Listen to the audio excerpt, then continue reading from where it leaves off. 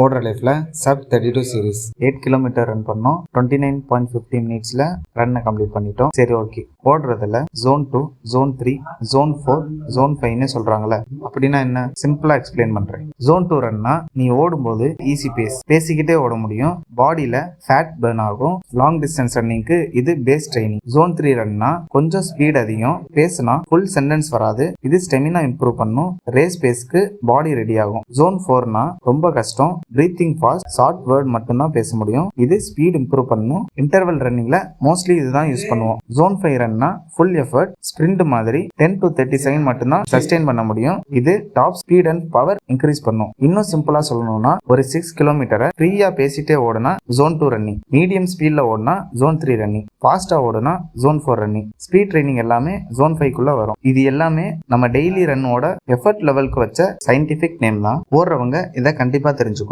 Next வீடியோல எதை பத்தி பேசலான்னு கீழே கமெண்ட் பண்ணுங்க. இந்த மாதிரி லாங் டிஸ்டன்ஸ் ரன்னிங் டிப்ஸ்க்கு நம்ம ஐடியா ஃபாலோ பண்ணிக்கோங்க. நாளைக்கு பார்க்கலாம். டாடா.